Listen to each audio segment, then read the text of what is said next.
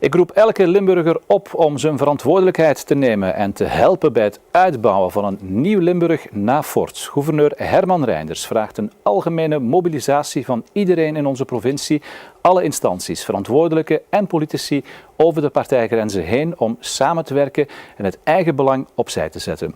De gouverneur gelooft in de toekomst, maar, zei hij in zijn jaarlijkse rede voor de provincieraad, Limburg zal zelf uit het dal moeten kruipen. Mensen willen graag een optimistische boodschap horen. Laat het mij duidelijk stellen, ik ben ook optimist over de toekomst van onze provincie. Gouverneur Reynders probeerde in zijn rede bij het begin van de novemberzittingen de provincieraad wakker te schudden. Limburg moet en zal de sluiting van Fort overleven. We hebben dat al bewezen 25 jaar geleden na het sluiten van de mijnen. En ik denk dat we daar opnieuw klaar voor zijn. Maar dan moet er natuurlijk gewerkt worden, hard gewerkt worden door iedereen op alle niveaus. Maar dan zal er moeten samengewerkt worden, aldus de gouverneur. Weg van conflicten.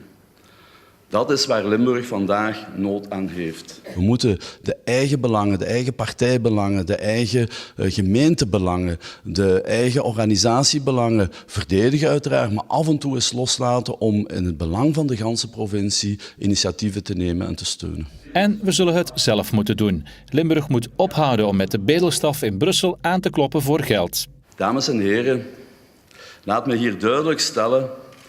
Het is niet vanzelfsprekend dat wij altijd geholpen worden door de hogere overheden. Ik stel ook vast dat men in andere provincies zegt van ja, het moet maar eens gedaan zijn met die Limburgers die voortdurend om extra middelen en extra subsidies komen vragen. En vandaar ook mijn oproep vandaag. Kijk, we zullen zelf veel meer moeten doen dan dat we de voorbije jaren gedaan hebben.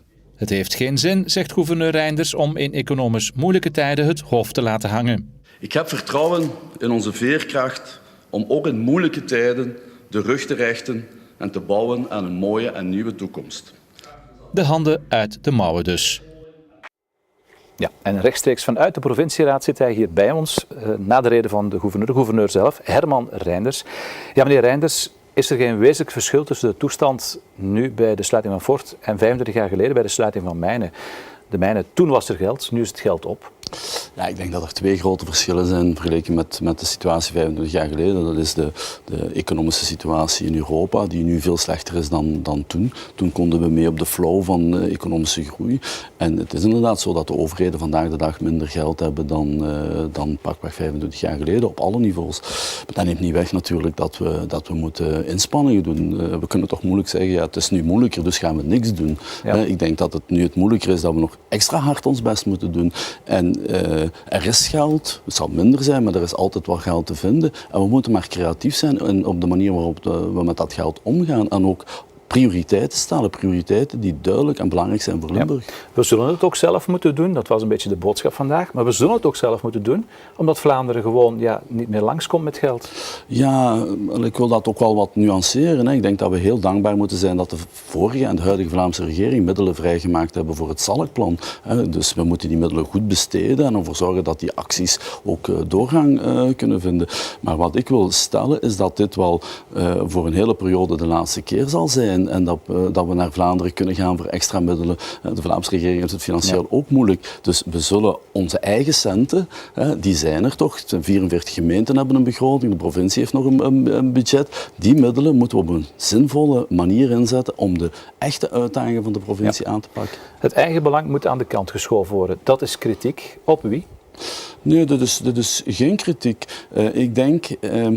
Ik denk als we zien dat een aantal van onze uitdagingen op vlak van onderwijs, op vlak van internationalisering, op vlak van integratie ook, als we zien dat die de voorbije 25 jaar niet zijn opgelost, die problemen en die uitdagingen, dan heeft dat te maken met de versnipperde inzet van middelen. En als ik zeg, kijk, we moeten dat eigen belang opzij zetten, dan met bedoeling daarmee, we moeten op een gestructureerde manier, met één visie, met één doelstelling, allemaal samen daarachter voor die uitdagingen aanpakken. En niet ieder op zijn gebied, op zijn manier, maar op een zeer gestructureerde manier. U roept eigenlijk op tot een algehele mobilisatie van alle Limburgers. Dat is nogal wat, hè? Het voorbeeld dat u daarbij aanhaalt is onderwijs. Dat is een maatschappelijk probleem. Zegt u dat iedereen raakt, waar iedereen moet aan werken?